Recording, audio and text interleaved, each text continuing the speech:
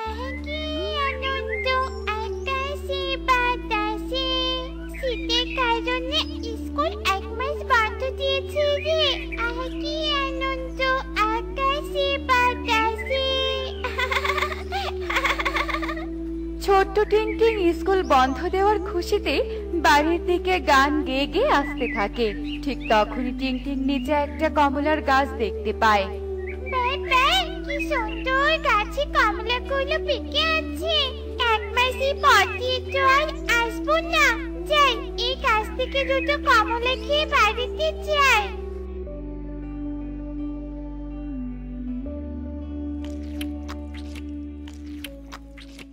একে একে কমলা খাওয়ার পর আমার পুরো শরীর জ্বলছে কেন? আমার প্রচন্ড কষ্ট হচ্ছে।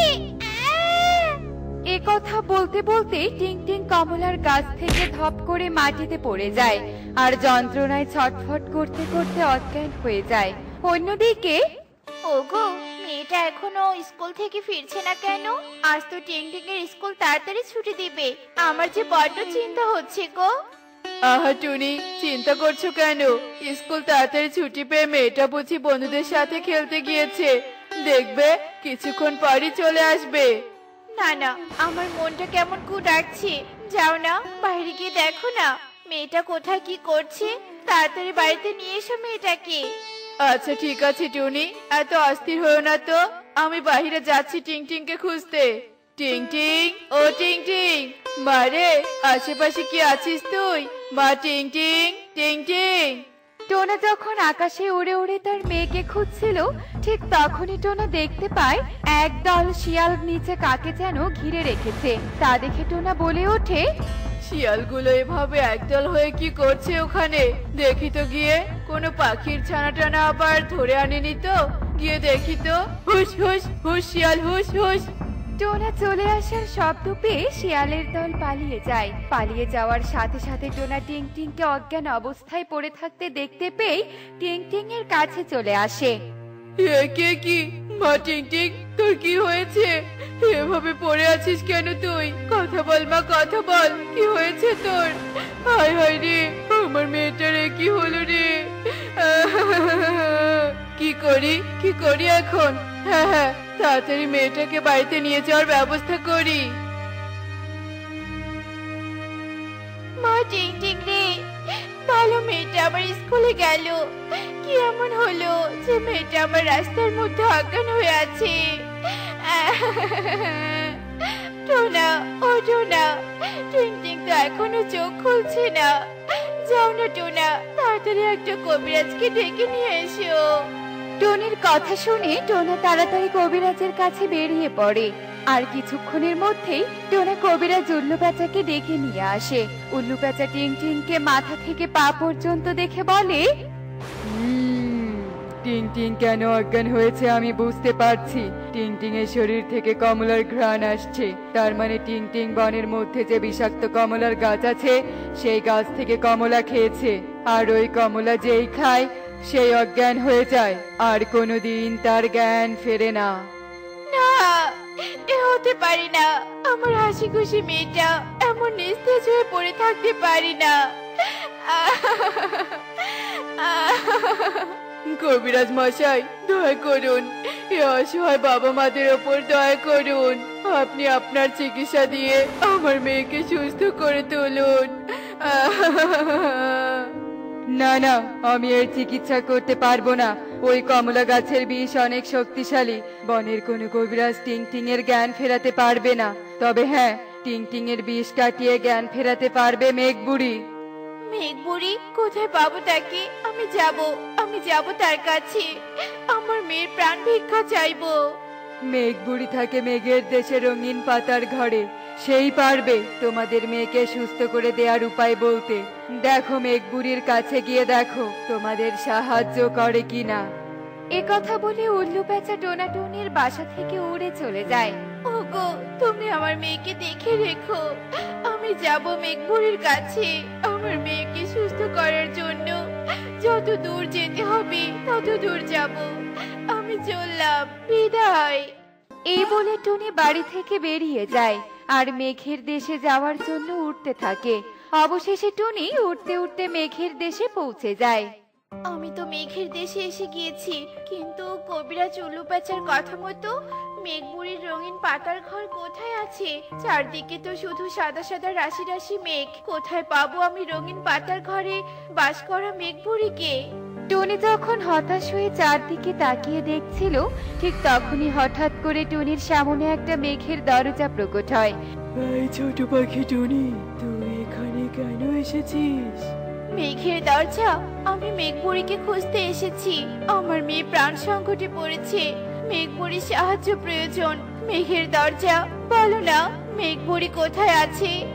মেঘপুরীর খোঁজ যদি পেতে চাস, তবে আমার দরজার ভেতর দিয়ে তোমাকে প্রবেশ করতে হবে। কিন্তু আমার দরজা তো সহজে খুলবে না। দরজার মধ্যে যদি প্রবেশ করতে চাও, তবে ধাঁধার উত্তর আগে দাও। বলো বলো, কিসের উত্তর জানতে চাও? বলো তো দেখি। একলা তাকে যায় না দেখা, সঙ্গী পেলে বাঁচে। আধার দেখে ভয়ে পালায়, আলোয় ফিরে আসে। আমি জানি তো, এই ধাঁধার উত্তর হলো ছায়া। সঠিক সঠিক উত্তর দিয়েছো তুমি ছোট্ট পাখি। তোমার জন্য আমার মেঘের দরজা এক্ষুনি খুলে যাবে, আর তুমি ভেতরে প্রবেশ করতে মেঘপুরীর রঙিন পাতার ঘর দেখতে পারবে। এ কথা বলতে বলতেই মেঘের দরজা খুলে যায়, আর টুনি সেই দরজা দিয়ে প্রবেশ করে। মেঘের দরজা দিয়ে প্রবেশ করতেই টুনি রঙিন পাতার ঘর দেখতে পায়। মেঘবুড়ি, মেঘবুড়ি, কোথায় তুমি? আমাকে একটু দেখা দাও না। অনেক অসহায় হয়ে আমি তোমার কাছে এসেছি। মেঘবুড়ি, কোথায় তুমি? কে রে তুই? আমার রঙিন পাতার ঘরের সামনে তোর কি চাই? এমন ভাবে ডাকাডাকি করছিস কেন? মেঘবুড়ি, ও মেঘবুড়ি, আমি বড্ড বিপদে পড়ে এখানে এসেছি। আমার মেয়ে বিষাক্ত ফল খেয়ে অজ্ঞান হয়ে আছে, কিছুতেই চোখ খুলছে না।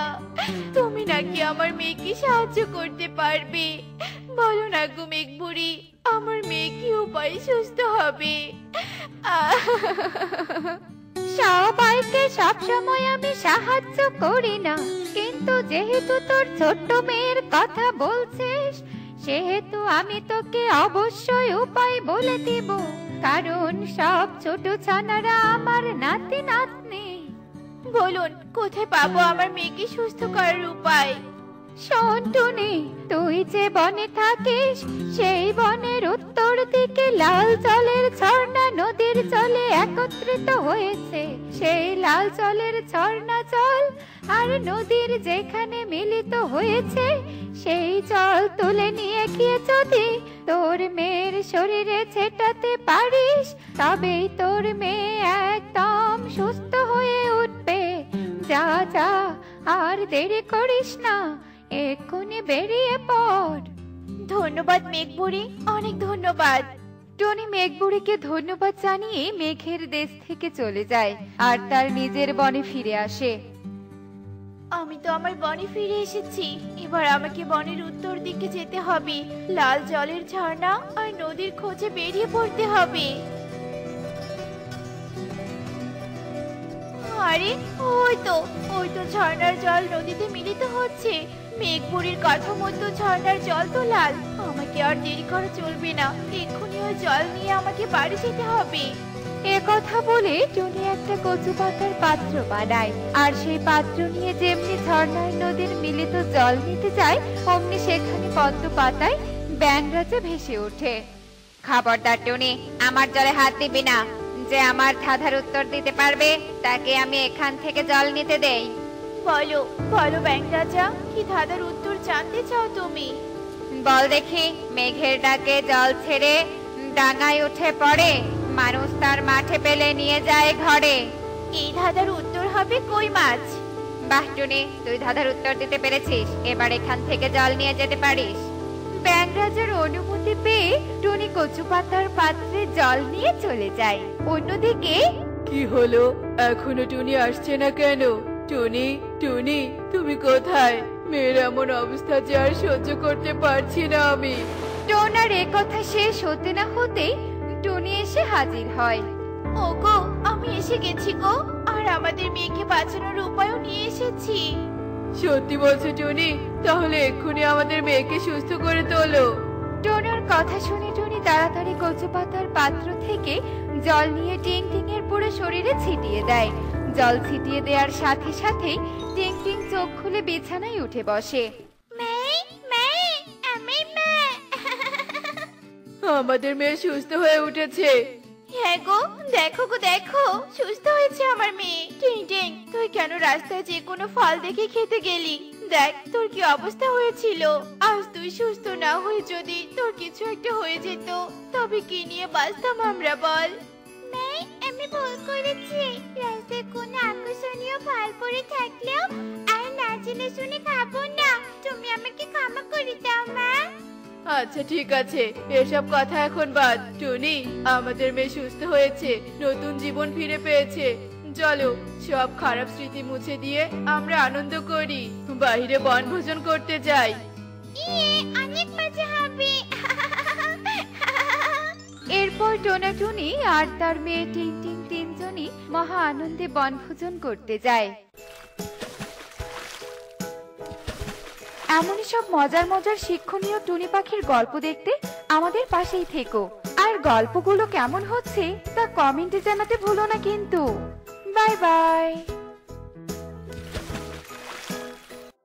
ইস, কি ঠান্ডা বাতাস গো মা। আমার খুব ঠান্ডা লাগছে মা, কিছু করো না। এভাবে ঠান্ডা বাতাস ঘরে প্রবেশ করলে তো আমি ঘুমাতে পারবো না। ইস, তোর খুব কষ্ট হচ্ছে তাই না মা?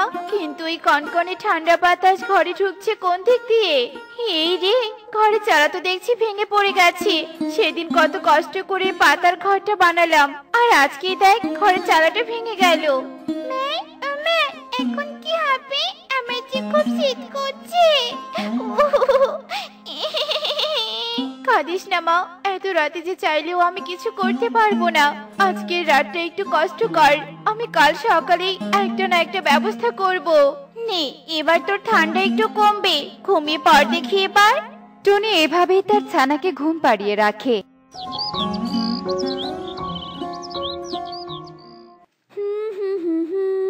লা লা লা লা,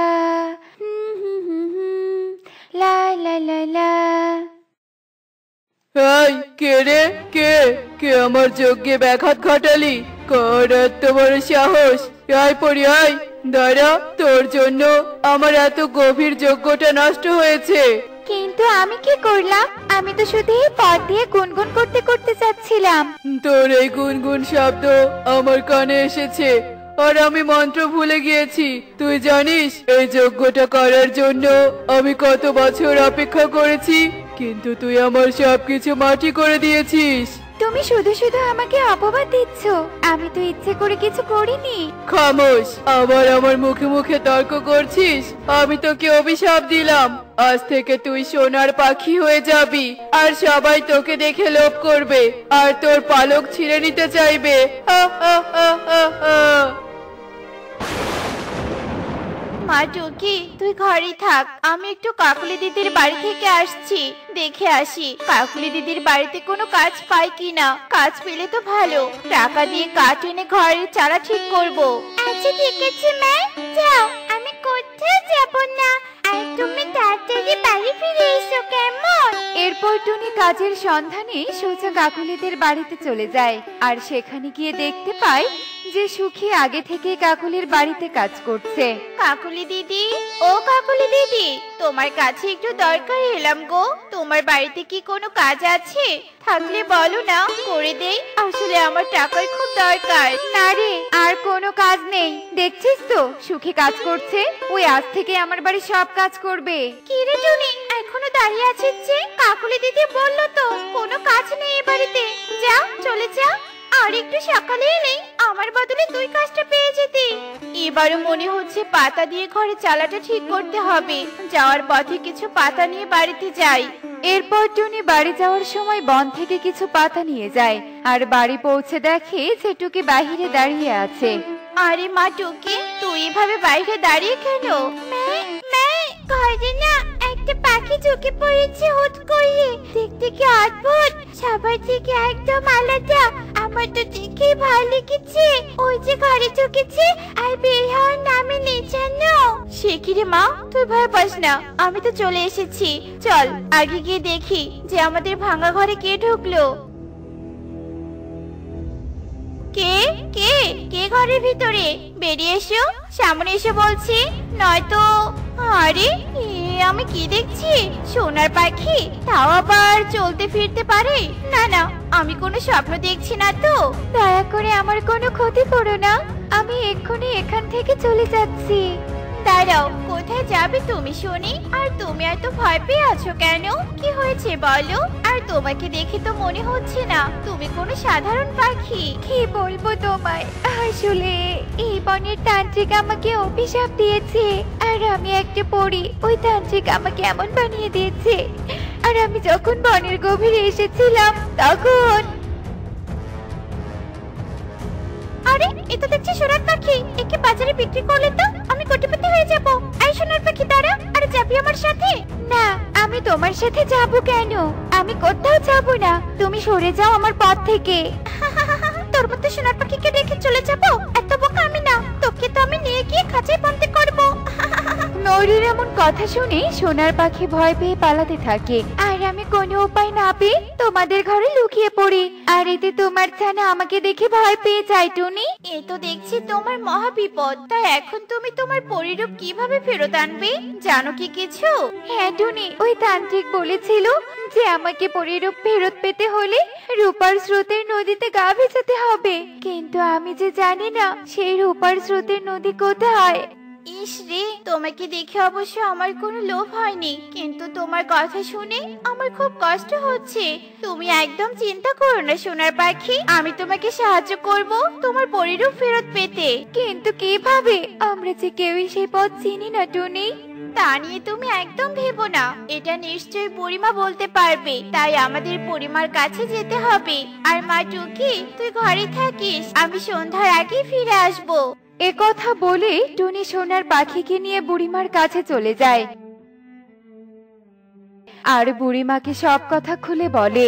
তা বুড়িমা, এখন আপনি বলুন, আপনি কি সেই পথ চেনেন? আর এই রূপার স্রোতের নদী কোথায় আছে? জানলে দয়া করে বলুন আমাদের। বলছি রে বলছি, একটু তো সবুর কর। ওই রূপার স্রোতের নদী গুপ্ত পাতাল পুরীতে অবস্থিত, বুঝলি? কি গুপ্ত পাতাল পুরী? সেটা আবার কোথায় বুড়িমা? সেটা তো এই বনের শেষ প্রান্তেই আছে। আর শোন, রূপার স্রোতের নদী কিন্তু কোনো সাধারণ নদী নয়।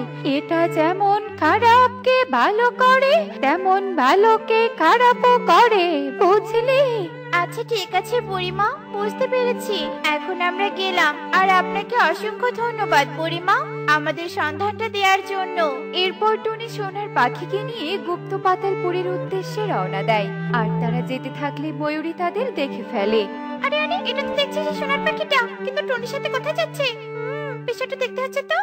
এ কথা বলেই ময়ূরী তাদের পিছু করতে থাকে। আর এভাবেই বেশ কিছু দূর পথ যাওয়ার পর তারা অবশেষে গুপ্ত পাতালপুরীতে সেই রূপার স্রোতের নদীর কাছে যায়। আরে আরে, ওরা আবার এখানে এলো কেন? জায়গাটা কেমন জানি। আরে ওটা কি দেখছি আমি? রূপার স্রোতের নদী? বাহ, কি অপরূপ দেখতে! এটাই তাহলে সেই গুপ্ত পাতালপুরের রূপার স্রোতের নদী। যাও সোনার পাখি, এখন তুমি এতে তোমার গা ভিজিয়ে আবার আগের রূপে ফিরে এসো। ঠিক আছে টুনি, আমি এক্ষুনি এই নদীতে ডুব দিয়ে আসছি, তুমি এখানেই অপেক্ষা করো। দেখো দেখো টুনি, আমি আবার আগের রূপ ফিরে পেয়েছি। অবশেষে আমি অভিশাপ মুক্ত হলাম। তোমাকে অনেক ধন্যবাদ টুনি, তুমি না থাকলে আমি এই অভিশাপ মুক্ত হতে পারতাম না। এটা তো আমার কর্তব্য ছিল সুন্দর পরি, আর তুমি দেখতে ভীষণ মিষ্টি। চলো এখন তাড়াতাড়ি এখান থেকে চলে যাই, বাড়িতে আমার ছানাটা একাই আছে, আবার গিয়ে ভাঙা চালাটাও ঠিক করতে হবে। হ্যাঁ টুনি, চলো, তোমার বাড়িতে গিয়ে আমার আরেকটা কাজ আছে। কি কাজ আবার বাকি আছে পরি? সেটা না হয় পরেই দেখতে পারবে। ওই সোনার পাখি রূপার স্রোতের নদীতে ডুব দেওয়ার সাথে সাথেই পরি হয়ে গেল। এটা নিশ্চয়ই কোনো মায়াবী নদী। আমার কেন জানি মনে হচ্ছে আমি নদীতে ডুব দিলে আমিও পরি হয়ে যাব। না না, যাই গিয়ে একটা ডুব দিয়ে দেখি।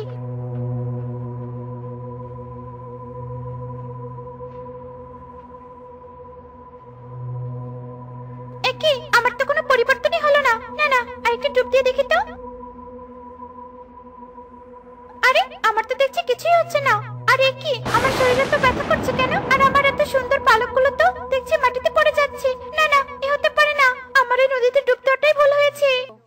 মা, কত সুন্দর পরি! বাহ, আমি আজ প্রথম এমন সুন্দর পরি দেখলাম। পরি, এবার তো বলো যে তোমার কি কাজ আছে। আসলে টনি, আমার তোমাকে একটা উপহার দেওয়ার বাকি ছিল। তুমি আমাকে শুরু থেকে শেষ অবধি সাহায্য করেছো, তাই আমি তার বিনিময়ে তোমাকে একটা সোনার পাতার ঘর উপহার দিতে চাই। কি, সোনার পাতা ঘর? অবশ্যই এই মুহূর্তে আমার একটা ভালো ঘর প্রয়োজন। হ্যাঁ টনি, তাই তো আমি তোমাকে এই উপহারটা দিব। আর এই সোনার পাতা ঘর তোমার সব সময় আমার কথা মনে করিয়ে দিবে। এই নাও তোমার ঘর টনি, এখন আমার যেতে হবে। টনি, তোমরা ভালো থেকো। তোমাকে অসংখ্য ধন্যবাদ পরি, তুমি আমাকে চিন্তামুক্ত করলে। এখন আমি আমার ছানাকে নিয়ে এই ঘরেই থাকতে পারবো। এরপর পরে সেখান থেকে অদৃশ্য হয়ে যায়।